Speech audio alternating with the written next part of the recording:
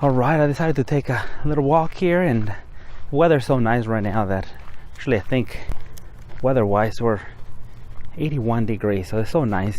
Decided to take a little walk and might as well take a look at the latest updates. Actually, there were some nice updates that came out today. One of the updates was regarding Sony. There were three things that we were really looking for. One is the replacement to the A6100 camera, which is a great camera, travel camera. That's one of the cameras that a lot of actually professional photographers use it, wedding photographers use it, and photojournalists use it because it's such a powerful camera. So today we got announced the replacement to it, which is the A6300. And what a powerful camera it is. And it's so interesting that it comes out, Sony knowing their strategy, it comes out, this camera gets announced just shortly after the 1D, you know, all these big huge monsters, and they're great cameras nonetheless. But still, for the general market, I mean, if you have a great camera, it's like having, you know, a pretty expensive luxurious car, supercar. And so yeah, you can come out with them, but you're only going to be aiming a specific market because not everyone's going to be able to afford it. And even if they have that money, if you don't have the use for it, why would you, right? So that's kind of one of the important things to know, that the segment that Sony is trying to get is more of the individuals, the day-to-day workers, you know, whether they're smaller studios, wedding photographers, wedding videographers, all of those people that are kind of everyday professionals, and they need cameras, and they need good quality cameras, but yet they don't need to really buy very expensive equipment. It would be like, you know, even the bracket of the 1D, 1DX, the D5 from Nikon, however you want to pronounce it. It's that's a very specific market. Then we have, you know, the DSLR level, you know, around the 5D Mark III, the A7R, A7S. That's another market. And then you have even professionals that are on the other field that are, you know, like more like medium format cameras. You know, we're talking about $40,000 cameras. You know, cameras that are in the 70 megapixels and higher. And then, you know, we're talking about also cinema cameras, you know, where, you know, they're like the red, you know, the RE cameras. So again, you know, it's very interesting that Sony came out with this camera, and it has so many great features that what would somebody that really needs need a camera that is going to be more like for weddings and those type of things, what would they buy the 1D, right? When you can get the A6300, I'm sorry, the A6300 for about I think it's $900, under $1,000. So that is the cool thing, that just having all these options just makes for a better marketplace.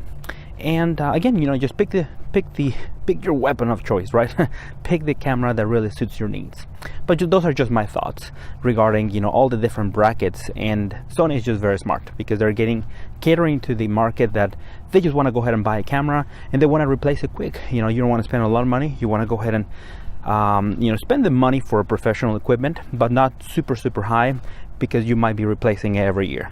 And so, you know, that's the technique. Pretty good strategy, business strategy from Sony, because they are picking up the market and replacing their cameras every year and a half, 2 years at the most. So it's just different strategy. You know, none of the strategies are better than one another. It just depends on their market and what strategy they have for their clients and really for their fans. Because whenever you stick to a camera manufacturer, is because you become kind of a fan of them, because they're providing you, of course, you're happy they're providing you the feature that you want. So the 6300, the Sony 6300, 24 megapixels APS-C sensor, so it's crop factor, it's a cropped sensor. It has the world's fastest, according to them, it has the world's fastest autofocusing system. So we're talking about 0.05 of a second. That's how fast it takes. It can focus, it can lock onto a subject. So that is the world's fastest acquisition time. Of course, it has you know, a great XMOS CMOS sensor, the Bion's X image processor. And something really cool about it is that it has 425 face detection points focus points, which is nearly the whole thing. You know, the whole sensor, you know, it has focus points. You know, the focus points is just so important because you don't want to be recomposing it, and you might not even have time to recompose your images. So for that reason, it's so important to have as many focus points as you can, which really blows away any DSLR, because DSLRs usually right now they're around 61. Even the higher end, you know, the 1DX Mark II has 61 focus points, I believe. So, you know, it just simply blows things away, you know, but again, it's different technology, so they can have that many focus points. It shoots 4K, which I love. I really like that. It shoots at 11 frames per second, which is really nice. And something new is that in live view you can shoot up to 8 frames per second. And live view is usually very slow because you can't. And most cameras with live view, you can only take one shot at a time. You can't hold it down, right? So that's something really nice. That's a new feature that this camera has. And I love live view because you know, you don't want to be. Sometimes you want to be able to, you know, to focus, and it's more for privacy. You know, you want to look through the viewfinder, but if you want to, you know, shoot live view and just make it casual and fun, go ahead and, you know, have a good camera with live view. You know, the days of not using live view are long past, because the technology that we have in all the cameras is just so great. But anyways, you can do autofocus and focus magnifier mode, which is when you zoom in, which is really neat. And in other modes as well, you know, like the expandable flexible spot. And you know, I don't mean to rumble a lot about this because I'm sure that a lot of people maybe have not tried, you know, the menu, the Sony menu. Codec XAVCS, great codec, 100 megabits per second on 4K, 15 megabits per second on full HD. You can shoot a 1080p, 120 frames per second. And it has the ability that you can also shoot in S-Log, so you can have the high, pretty wide dynamic range. It says that it's up to 14 stops of latitude in the dynamic range area, so that's pretty cool.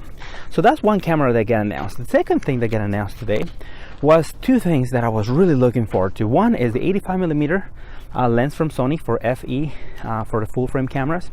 So it was announced. So two lenses were announced: 85mm 1.4 and the 24-70 2.8, which are great lenses. And I really wish the 85mm was a 1.2 so that it can compete really with the big boy, the Canon big boy. But it seems that just it's a big feat to really try to beat that one and beat sharp at 1.2. So I really miss that lens.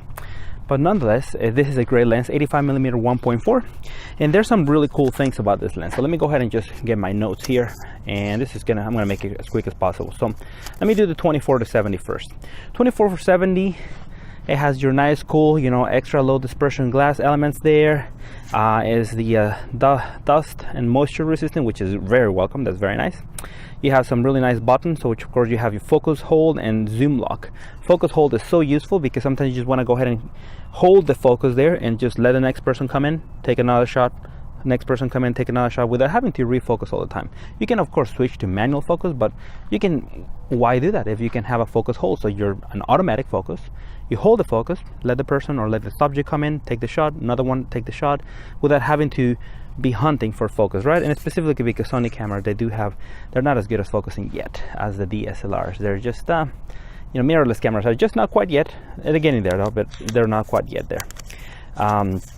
So that one was the 24-70, 85mm 1.4. The cool thing about this that I was reading this is that it has 11 blades on the aperture. So this is the most blades ever used, so far used in a lens for a very smooth bokeh. So the more blades that you have, the more circular that your aperture is going to be, that your then that's going to affect the quality of the bokeh, the quality of the blur.